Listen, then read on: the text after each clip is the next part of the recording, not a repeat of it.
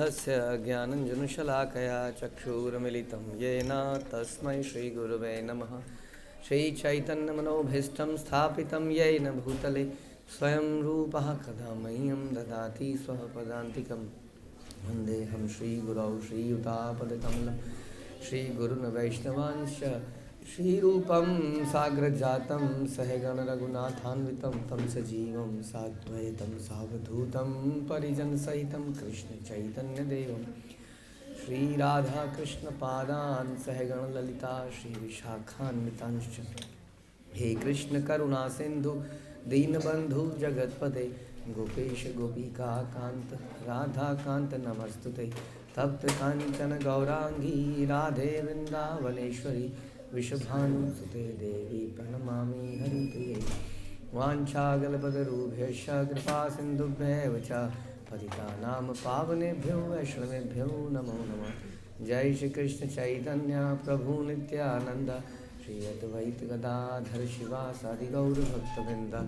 हरे कृष्णा कृष्णा कृष्णा हरे हरे हरे राम राम राम हरे हरे। नमो विष्णुपादाय कृष्णप्रेष्ठाय भूतले श्रीमते भक्तिवेदांत स्वामिन्निति नामिने। नमस्ते सारस्वते देवे गौरवाणी प्रचारिणे निर्विशेष शून्यवादी पाश्चात्य देशतारिणे। हरे कृष्णा। बृहद भागवतम पहला खंड चैप्टर 6 अध्याय श्लोक 104। तो इससे पिछले श्लोक में रोहिणी जी ने पद्मावती को कहा कि हे कंस जननी, क्या व्रजवासी श्री कृष्ण को गायें चराने में नियुक्त कर सकते हैं? वो तो क्षण भर के लिए भी इनको देखे बिना जी नहीं सकते हैं। तो हमने ये चर्चा करी थी किस प्रकार से जब हमें सेवाओं में लगाया जाता है तो हमारा शोषण नहीं है, सेवाओं में लगकर हम पवित्र होते हैं, प्यूरिफाई होते हैं। क्लियर है कि नहीं?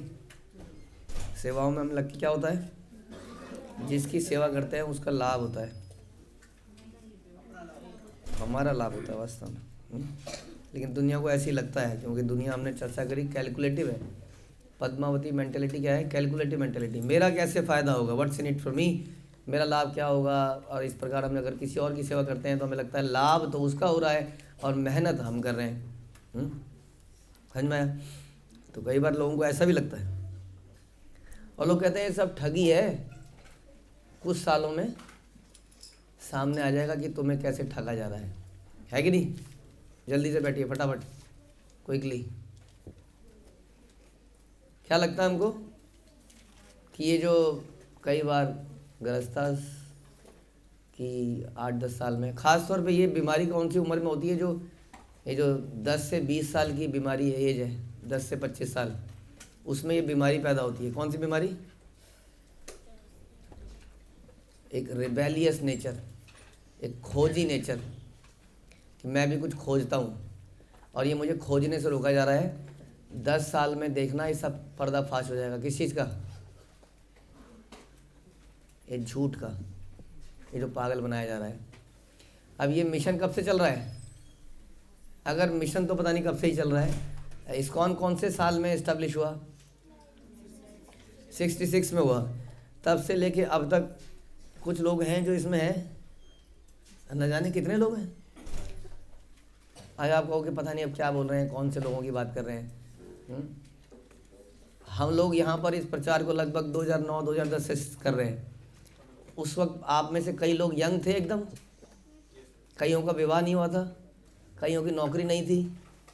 तो after so many years of 16 years, 16 सालों में सेवाएं कर करके आप लोग कितने लोग लुट गए? हाथ खड़े कीजिए। बर्बाद हो गए। तो 16 साल का है भी नहीं। अच्छा, कितने लोगों की लाइफ में छोड़ देते हैं भक्ति हो तो पता नहीं क्या है, भक्ति तो पता ही नहीं क्या है। फाइनेंशियली बहुत बड़ा परिवर्तन आया, गेन हुआ, फाइनेंशियली गेन। हाँ, ये सब लोग वो हैं जो उस ज़माने में यंग थे और शायद जॉब स्टार्ट भी नहीं करी थी, किसी ने स्टार्ट करी थी, कोई करियर बना रहा था, शुरुआत पढ़ रहा था। और इन 16 सालों में इन लोगों ने अपने घर वर बना लिए और लाइफ सेटल कर ली और सब कुछ हो गया। अब इनके बच्चे भी आ गए और इनके बच्चों को भी इस रास्ते में डाल रहे हैं, लेकिन फिर भी कुछ लोग कहते हैं कि 8-10 साल में पता चल जाएगा सब कुछ। तो हाँ जी, आप लोग बताएंगे क्या पता चला आपको? आप लोगों को तो 15-15, 20-20 साल हो गए, और प्रभुपाद के इस मिशन में तो लोगों को 50 साल हो गए।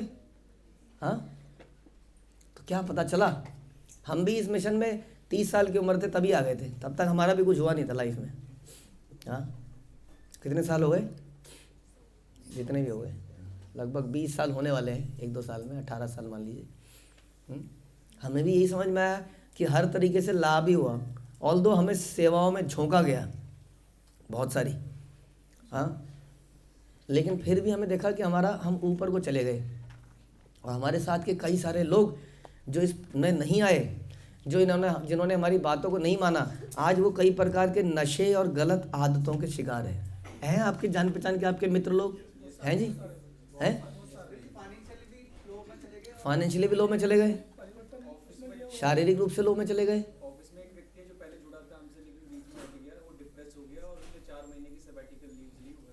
ऑफिस छोड़ना पड़ा उसको डिप्रेशन में। हाँ जी,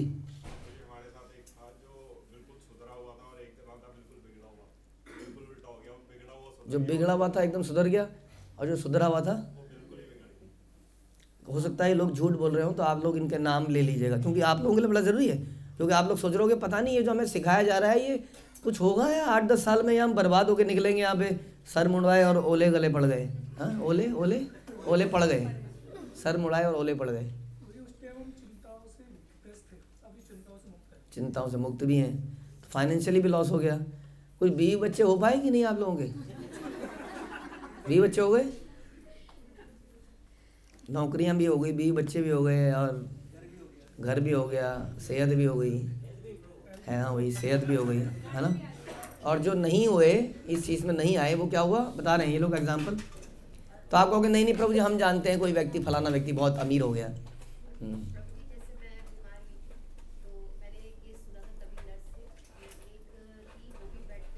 हाँ, उसने इसी बीमारी में उसने सुसाइड कर लिया, डिप्रेशन में आ गई। अनलिमिटेड एग्जाम्पल है हमारे पास, ना केवल हमारे पास, इस इस्कॉन सोसाइटी में अनलिमिटेड एग्जाम्पल है। ये आज की नहीं है बच्चों, शीला प्रभुपाद के इस मिशन को ही कितने 1966 से कितने साल हो गए? 50 से ज़्यादा साल तो इसी को गए, और गौड़ीय वैष्णव संप्रदाय को न जाने कितने साल हो गए। आज की बनाई हुई बातें नहीं बताई जा रही है आपको। इसलिए जरा सोचिए, ये पद्मावती ये कह रही है क्या कोई कृष्ण को गायों में चराने के लिए नियुक्त करने के लिए बुला रहे हैं? वो जी भी नहीं सकते उनके बिना। तो क्या आप लोगों को इसलिए सेवाओं में या इसलिए यहाँ पे लगाया जा रहा है कि ये सब चलेगा तो हमारी कुछ इनकम हो जाएगी, ये हमारा कुछ लाभ हो जाएगा? किस लिए चलाया जा रहा है? ऐसा रोहिणी जी ने किसको कहा? पद्मावती को। वृक्षादिभिस्तव्यमन्तरिते कदाचिद्दिस्मिन् सति स्यात् सहचारिणां वृषम्।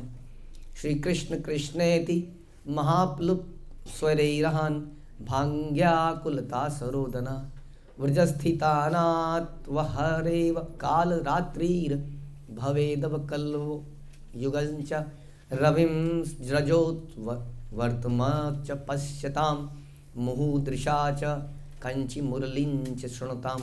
हे सती, जब कभी कृष्ण वृक्षों की ओट में चले जाने से सखाओं की दृष्टि में नहीं आते हैं, दृष्टिगोचर नहीं होते हैं, क्योंकि वो किसी झाड़ी में किसी उसमें चले गए, छुप गए, तब इनके सखा इनको ना देखकर हे कृष्ण तुम कहाँ हो, शीघ्र ही आकर हमें दर्शन दो, इस प्रकार जोर जोर से पुकारते हुए बड़े व्याकुल होकर रोदन करते हैं।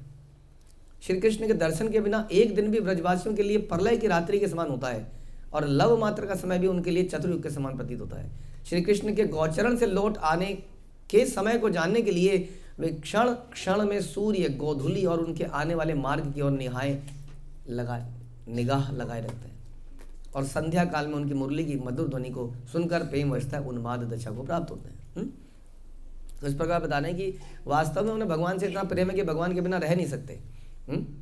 और जब भगवान साथ में होते हैं तो भगवान खुद ही लग जाते हैं। जैसे ब्रह्म विमोहन लीला में जब भगवान ने देखा कि गायें बछड़े गायब हैं, तो हाँ, भगवान ने कहा तुम सब बैठो मैं ढूंढ के आता हूँ। तो भगवान himself wants to do service. ऐसा नहीं है कि अब भगवान गौचरण लीला, अब जब हम गोपाष्टमी मनाते हैं, गो अष्टमी मनाते हैं, तो क्या होता है उसमें? कृष्ण इंसिस्ट करते हैं कि मुझे गायों को चराना है। वो कहते हैं नहीं, क्या करोगे चरा के? इतने नौकर चाकर हैं, इतने लोग हैं, क्या करोगे? वो इंसिस्ट करते हैं नहीं, मुझे गायें चलानी है, मुझे गायें चलानी है। इस प्रकार अयम ही तत्त्वद्वीपीनेषु कौतुकाद विहर्तु काम पशु संग संगात वयस्य वर्गैः सह सर्वतोटितुं प्रयाति नित्यं स्वयमग्रजान्वितः। वास्तव में श्री कृष्ण स्वयं ही परम रमणीय वृंदावन में सर्वत्र भ्रमण करते हैं। अपने आप ही उनका इच्छा है और विहार करने के लिए गौचरण के छल से अपने भैया बलराम के साथ, ग्वाल बालों के साथ नित्य प्रति वन में जाते हैं। हाँ, गायें तो बहाना है, वहाँ तो बहुत कुछ होता है। गायें तो अपने आप चढ़ती हैं, गायों को चलाने के लिए कुछ नहीं करना पड़ता भगवान को। जस्ट एक बांसुरी बजाते हैं, that's means time to come back.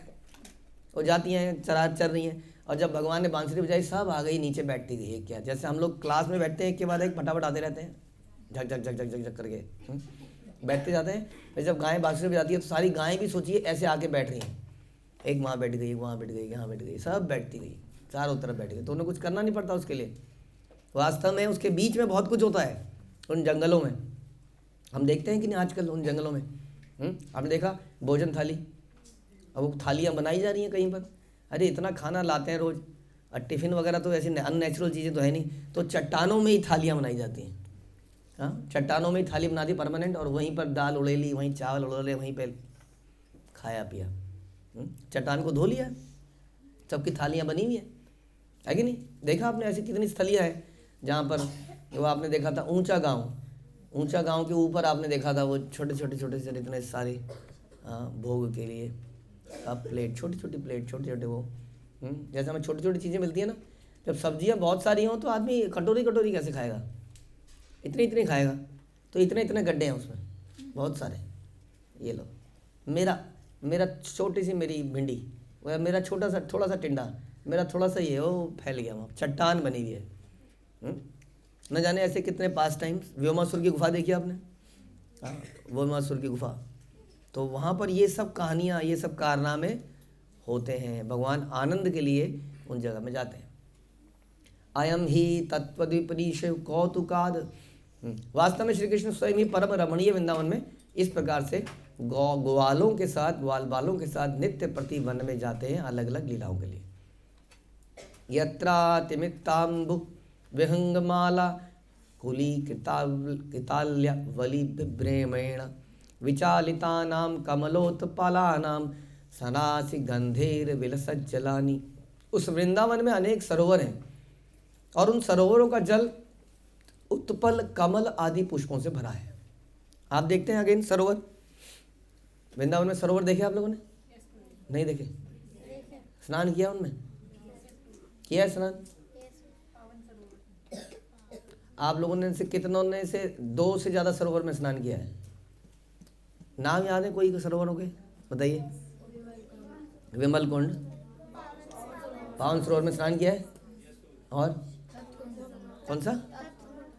तप्त कुंड बद्रीनाथ, यह वाला बद्रीनाथ, उसमें स्नान किया है? तप्त कुंड में स्नान किया है जी? Very good. और मानसरोवर में स्नान किया है? याद है? राधा रानी का मंदिर। और श्याम कुंड में स्नान किया है? अच्छा किया है, ओके, कुछ होता किसी ने किया भी हो। और राधा कुंड स्नान किया है? अधिकतर लोगों ने नहीं किया, किसी ने हो सकता किया भी हो। और विमल कुंड तो हो गया। गोविंद कुंड में स्नान किया है? उद्धव कुंड में स्नान किया है? ओके। और बस बहुला कुंड किया है? कुसुम सरोवर में नहीं किया, अलाउड नहीं है जनरली वहाँ। तो अब पहले जिसने किया होगा कभी कभी किया होगा। तो बहुला कुंड से पहले वो कपिल मुनि का जो वन है, कुमुद कुंड में किया है? भूल गए आप लोग? कुमुद कुंड किया है वहाँ पर। तो कितने कुंड तो आज की डेट में भी हैं। तो उस जमाने में के कुंड कमल से भरे रहते थे, बता रहे, पुष्पों से भले रहते थे। वे पुष्प भ्रमरों की गुंजन तथा मदमत्त जल पक्षियों के विहार से हिलते डुलते रहते थे, और पक्षी आ रहे हैं वहाँ, भंवरे गुजर रहे हैं, और उससे वो फूल हिल डुल रहे हैं। तथा महाश्चर्य विचित्रतामयी कलिंद जा सा व्रज भूमि संगिनी, तथा विधा विद्य विंध्यन गादि संभवा पराश्च नद्यो विलसंति से यत्र च। उन वृंदावन की सखी श्री यमुना भी चित्त को चमत्कृत कर देने वाली अद्भुत शोभा से युक्त है। यमुना जी में नहाए आप? कहाँ पर, कौन से जगह पर? ब्रह्मांड घाट में और चिंता हरण घाट में, और विश्राम घाट में, वेरी गुड। और राधा रानी की जन्मस्थली में, रावल में, कई जगह स्नान किया हुआ। तो बता रहे हैं कि यमुना भी चित्त को चमत्कृत कर देने वाली अद्भुत शोभा से युक्त है। यही नहीं बल्कि विंध्याचल आदि पर्वतों से निकलने वाली छोटी छोटी नदियां भी इस वृंदावन की शोभा को और अधिक वर्धित करती है। तो बता रही हैं कि तुम्हें पता क्या है पद्मावती, कि वृंदावन क्या चीज़ है, वो कैसी जगह है, वहाँ जाना अपने आप में एक सौभाग्य है। ततट्टम कोमल बालू कचितम रम्यम सदा नूतना शाद्व लावृतम स्वाभाविक द्वेष विसर्जनोल्लसन मनोज्ञान मृगपक्षी संकुलन। उन नदियों के दोनों तट स्वच्छ कोमल बालू द्वारा परिपूर्ण है। नदियों के जो बीच हैं वो कैसे हैं? बीच में बालू है। हाँ, कितनी सुंदर लगती है वो, क्या विशेषता लगती है उसकी बालू की, बताइए क्यों इतनी सुंदर लगती है आपको? ठंडी लगती है, नरम होती है, उसमें बैठो और लेक्चर सुनो तो कोई दिक्कत नहीं होती है, आराम से बैठे रहो, और एकदम सफ़ेद, एकदम सपाट, मन करता है इस पर कोई लिख दो। तो लोग लिखते हैं हरे कृष्णा, कोई गोवर्धन बनाता है, कोई कुछ बनाता है, आनंद आता है। हाँ, कोमल कोमल बालू द्वारा उनके तट ऐसे होते, तट ऐसे हैं। और नित्य नवीन घास भी वहाँ पर है, मंडित है, बड़ी सुंदर घास भी लग रही है। स्वाभाविक द्वेष से रहित होने के कारण सदैव उल्लसित तथा परम मनोहर नाना प्रकार के मृग वहाँ पर है। और मृगों की आंखें बड़ी सुंदर हैं, उनकी जो स्किन है बड़ी चमकदार है, और वो एकदम से ऐसे चंचल से हैं, ऐसे तेज़ी से हिलते हैं। आप ऐसे करोगे इतनी देर में वो उछल के भागेगा, उसको देख के बड़ा अच्छा सा लगता है। खड़े खड़े ऐसे उछलते हैं, मानो जंप यहीं पर खड़े होंगे ऐसे उछल जाएंगे ऊपर। तो इस प्रकार स्वाभाविक द्वेष नहीं है उनके अंदर, उल्लसित हैं, सदैव उल्लसित हैं, इसलिए उछलते रहते हैं। और परम मनोहर नाना प्रकार के मृग हैं, और पक्षी उन तटों पर विहार करते हैं, वृंदावन के उन तटों पर। दिव्य पुष्प फल पल्लवावली भारान्विता लता तरु गुलमयी भूषितम मद कलापी कोकिल श्रेणी नादितम जस्तुति पात्रम।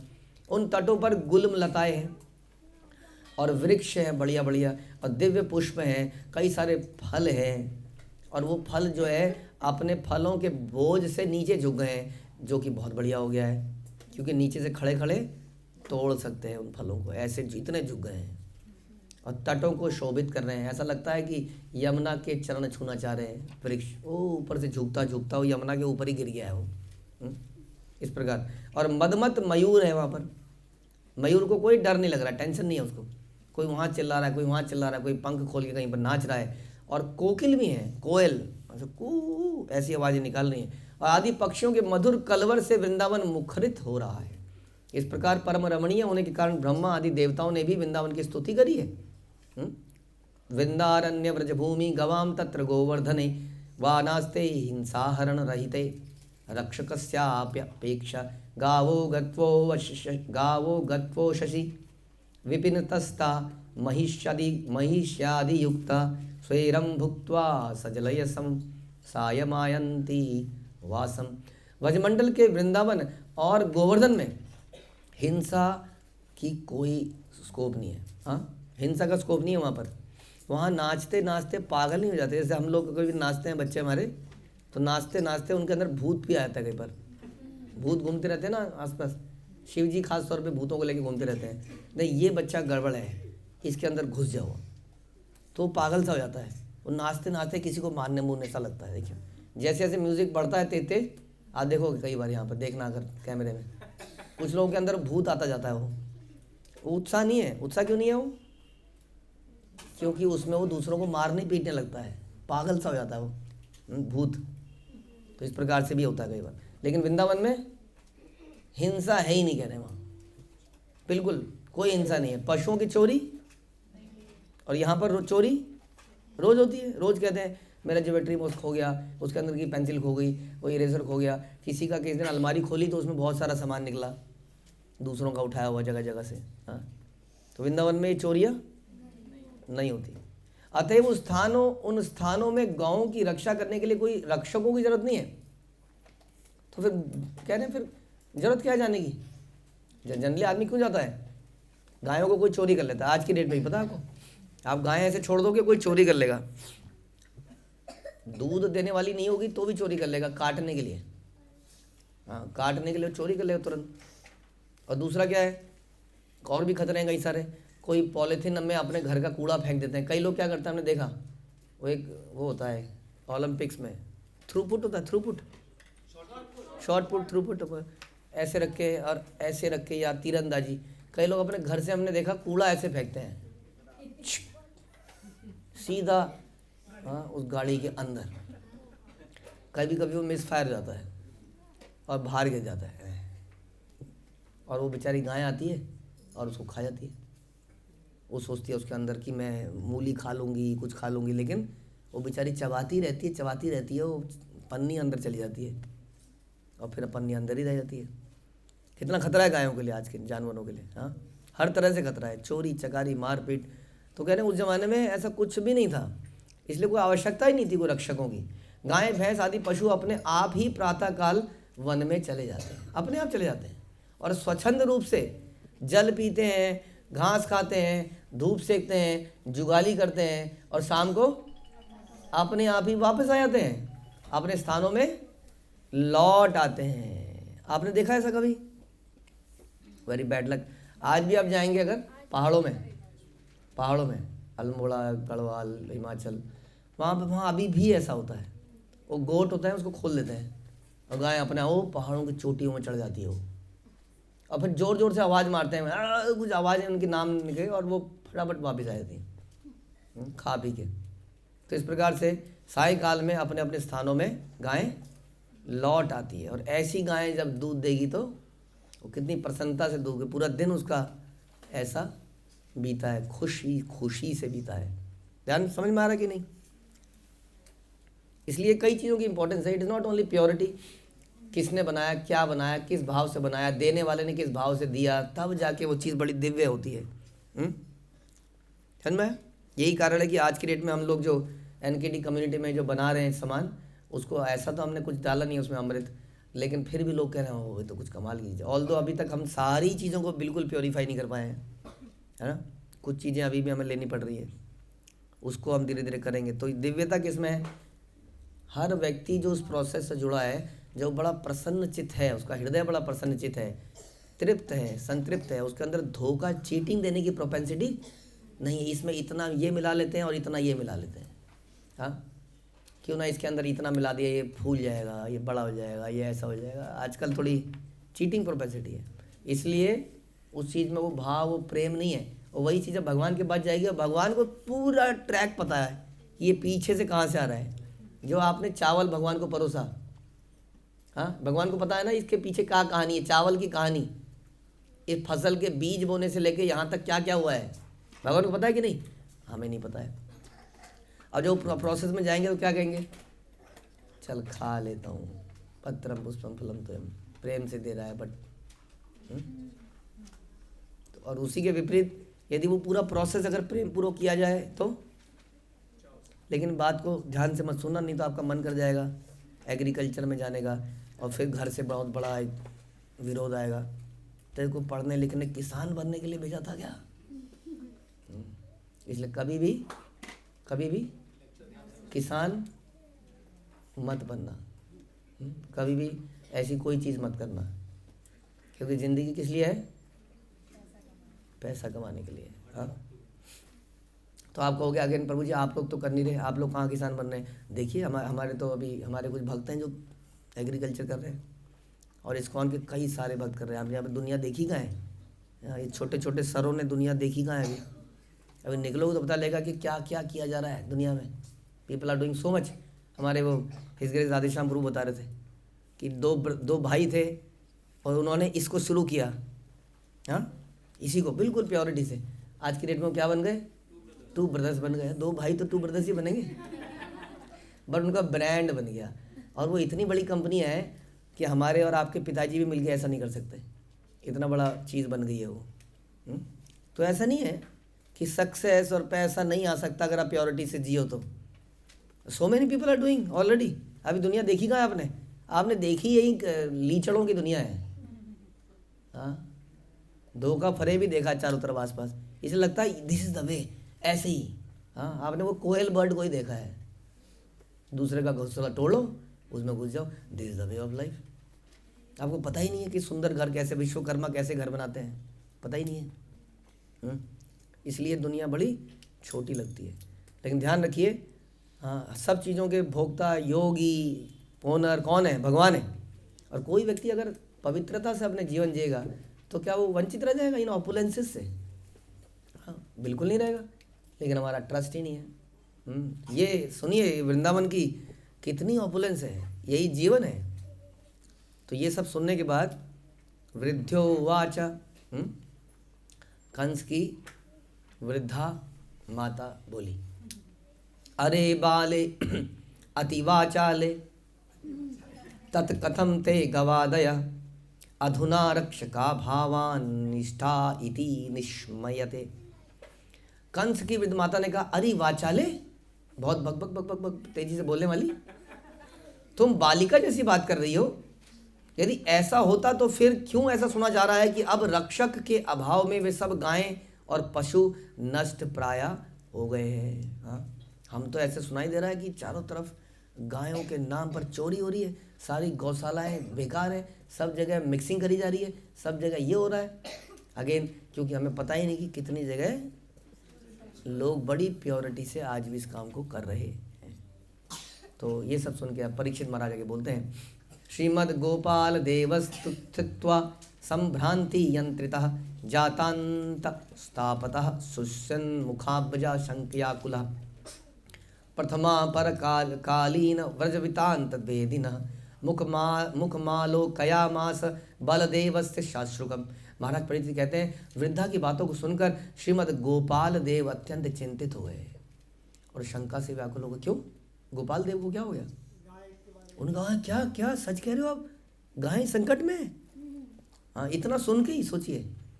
और उनको उन स्वरूप उनको अत्यधिक संताप हो गया, जिससे उनका मुख कमल सूख गया।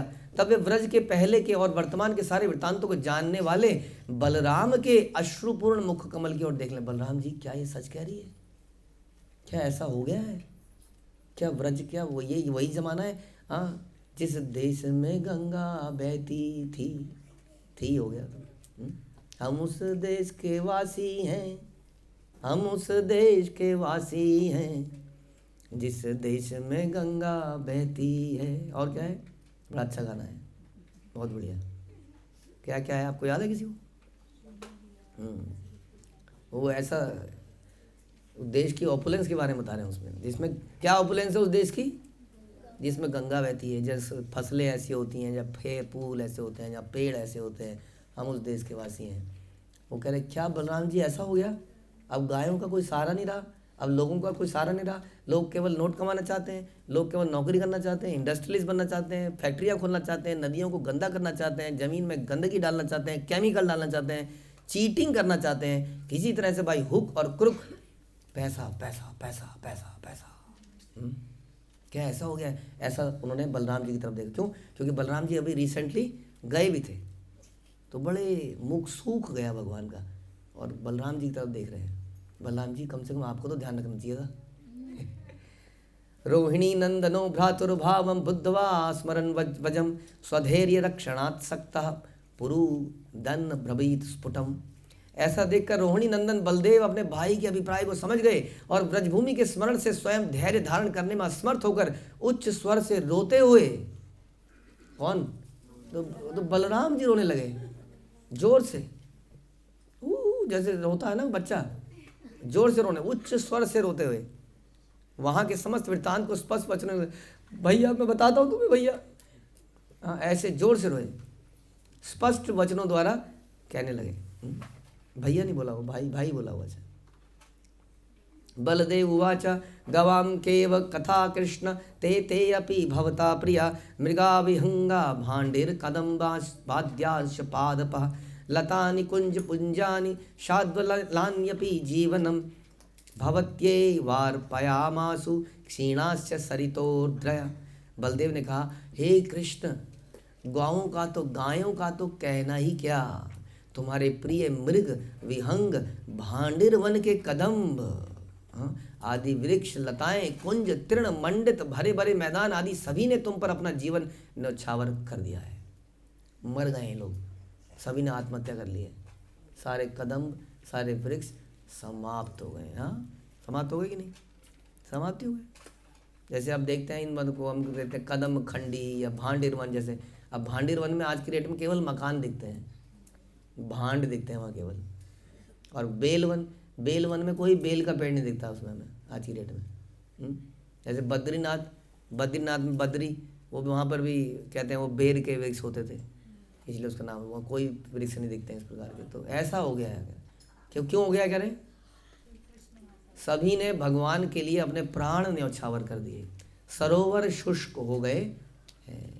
कितने सरोवर थे हम सुनते हैं, वो काम्य वन में ही 84 सरोवर थे, सोचिए, सिर्फ काम्य वन में ही। तथा पर्वत आदि भी दिन प्रतिदिन क्षीण हो गए। गोवर्धन भी नीचे चले गए। और तो और गोवर्धन का क्या करूँगा रह के अब यहाँ, वो भी नीचे जा रहा है धीरे धीरे। तो इस प्रकार चारों तरफ ऐसा हो गया क्योंकि अब आप नहीं रहे। इसलिए यदि चारों तरफ समृद्धि लानी है, ऐसे प्रभुपाद कहते थे, तो भगवान को लाना पड़ेगा।